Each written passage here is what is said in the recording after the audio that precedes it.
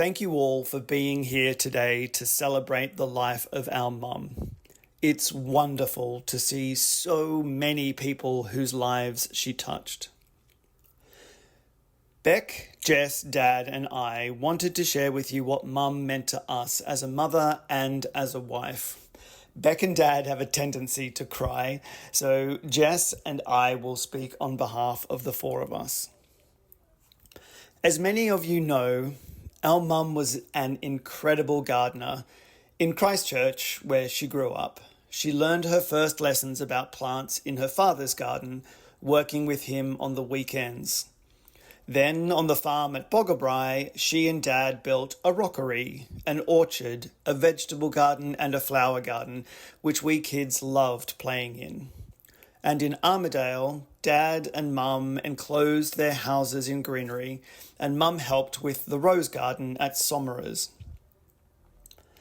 But Mum was not just a gardener of plants. She was also a gardener of people.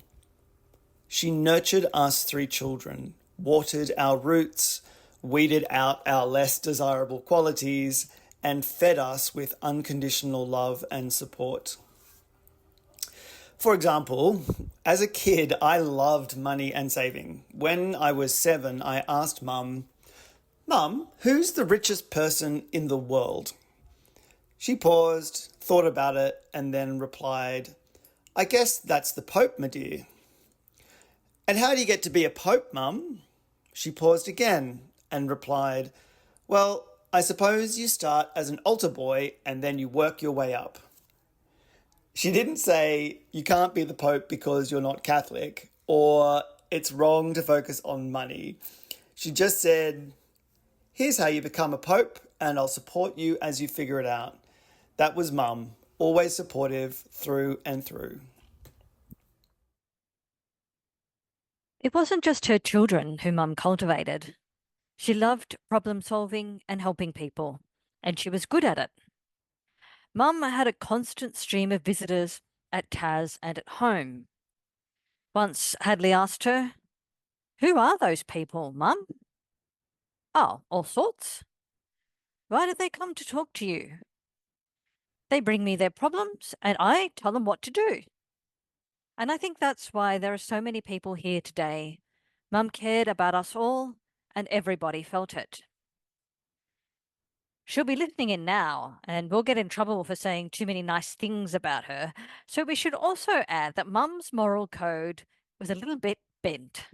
If she could get away with it, she would. She would arrive at the cinema just before the doors opened and jump to the front of the queue saying, my daughter is deaf, we have to get in first. Never mind how embarrassed her daughter was. Or she'd buy a new dress and say to us, if your father asks, tell him I've had this for years. Dad, of course, was none the wiser.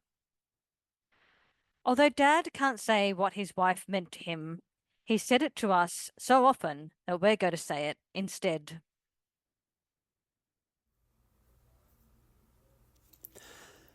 Mum and Dad met in Sydney after Dad had come back from travelling overseas. And Mum was embarking on her around-the-world trip after university. Sydney was her first stop, but she blew all of her savings on parties and shoes, so she had to get a job. Her best friend lived upstairs from Dad in an apartment in Waverton. 4 women upstairs, 3 men downstairs. The ladies threw a party and borrowed the men's fondue set. When Mum brought it back, Dad asked, how was the party? Mum replied, oh, it was great. We knocked over the fondue set and set the carpet on fire. Dad decided that this was the woman for him. After 6 weeks of dating, they were engaged, and after 6 months, they were married. As soon as they were married, Mum and Dad moved to country New South Wales. Mum gave up her dreams of world travel to become a farmer's wife.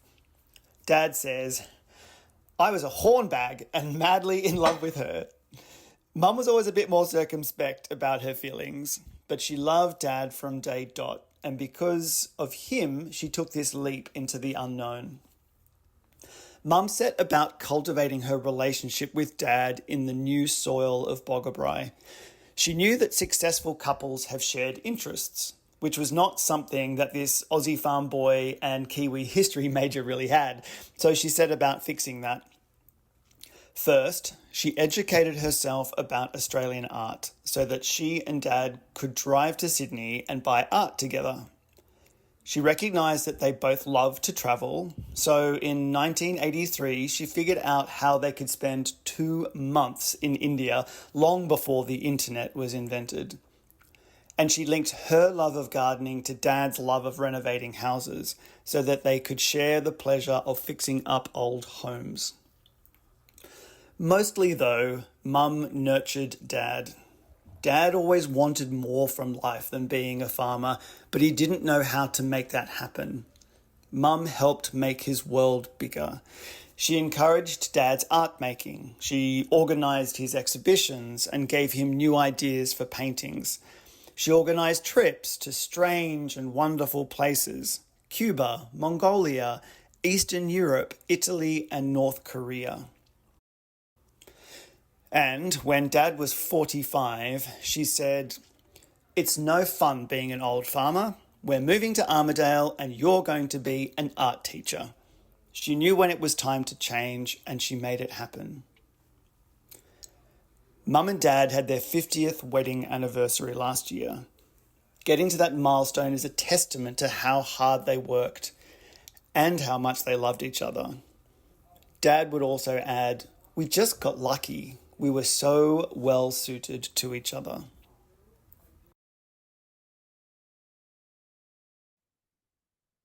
I think everyone in this room got lucky. Mum saw our good qualities and did what she could to nurture them.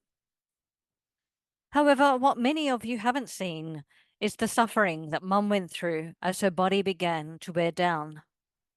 Mum's hands started hurting from rheumatoid arthritis in her 40s.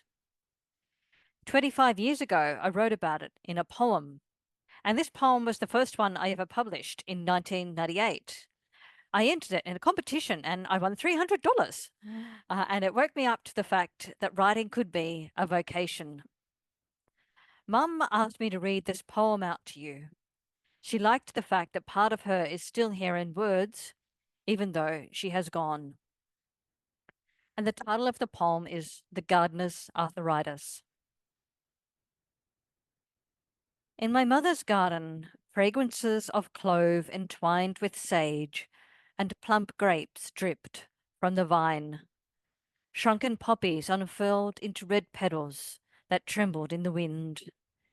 It was an orgiastic tapestry woven by her hands. These were hands that spread moist layers of mulch over serrated strawberry leaves, twisted off the tap dripping over moss, and planted jonquils beside the path, until the day the bees swarmed upon the woodbine bush. In the morning's heat, she pruned back branches, leaving a litter of lemon-scented flowers that drew the bees into a writhing sphere, but some traced the smell to her hands. Hours later, I had to cut away her silver wedding ring. From then, the bees lived always beneath her skin, gnarled her fingers into twisted roots, fused her wrist bone flat as a board, and made honey in the hive of her body. Sometimes her swollen hands looked as if they'd burst. I wished I could cut the furred bodies free from her tumescent joints to watch them toppling, one after another, in soft, silky drops to the ground. But she covered them with earth, never spoke of how it hurt.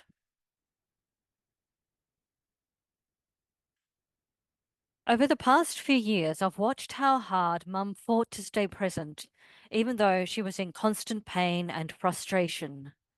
She barely complained, except to say, a week or so before she died, that she was in agony, not just because of the pain and struggle for breath, but because she couldn't get outside to be with the roses. Although we miss her terribly, it is some solace that she is no longer suffering.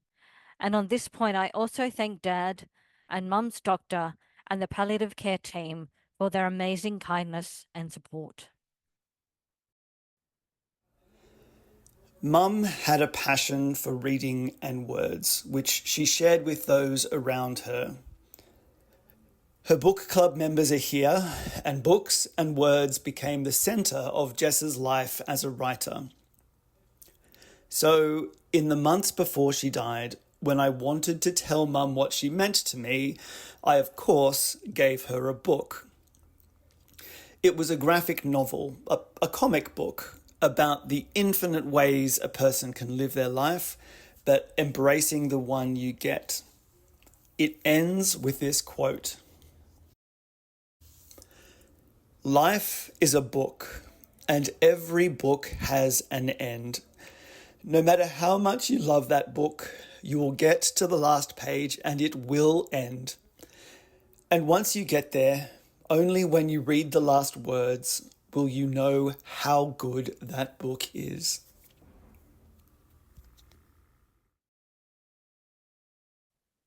Mum's book has come to an end, and we all know it was one of the best we'll ever read. Thank you all for being a part of Mum's story. You made her life so rich and fertile. And although she is no longer physically present, remember that we all carry her seeds within us, whether it's a joke, a story, her principles, or her stoicism.